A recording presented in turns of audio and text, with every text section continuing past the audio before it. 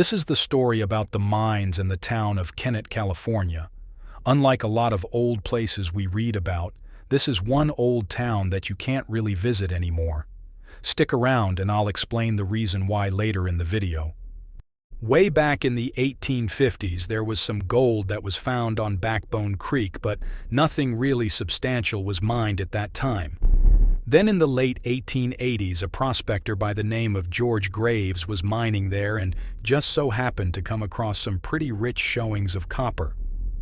It was right around this same time in the mid-1880s when the railroad was being built through the district. Back then, mines and trains spelled fortunes for those who got in early.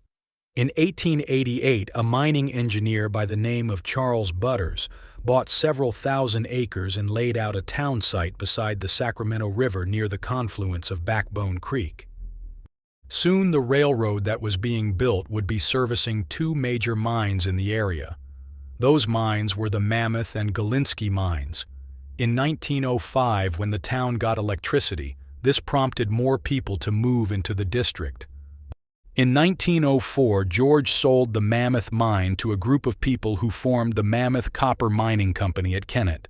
This company was owned by the United States Smelting, Refining, and Mining Company. Then in 1907, the Mammoth Copper Company built a smelter near the town site and production at the Mammoth and other area mines increased. Some of the other mines, although a lot smaller, were the Bully Hill Mine, the Keystone Mine, and the Iron Mountain Mine.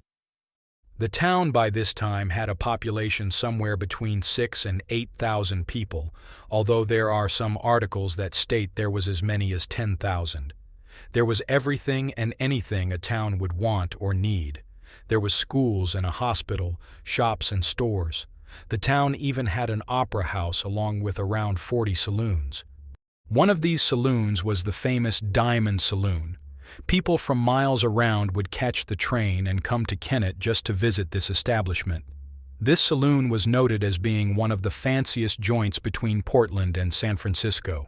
Having their own distillery and branded whiskey, they served patrons 24 hours a day on a 150-foot redwood bar. Life was good and the mines worked non-stop. Production was ramped up during the First World War as the demand for copper was greatly increased. However, after the end of the war, the demand for copper started to wane and mining slowed down. In 1919, the mine closed down and the Mammoth smelter was eventually dismantled. The mine was reopened for a brief period of mining in 1923, but for only a very brief amount of time and then closed for good. During the mid-1930s, the state of California started to change their long-term economic outlook for the state. Focusing more of an agriculture and long-term view of water management took effect. It was decided at that time to build a dam on the Sacramento River, and so in 1935, construction on the Shasta Dam began. This dam's reservoir would eventually form what is now known as Lake Shasta and would flood the town of Kennett along with a few other towns. Some of the other towns were Copper City, Elmore, and Pitt. When the Shasta Dam was completed in 1945, the reservoir filled and completely covered these communities, turning them into underwater ghost towns.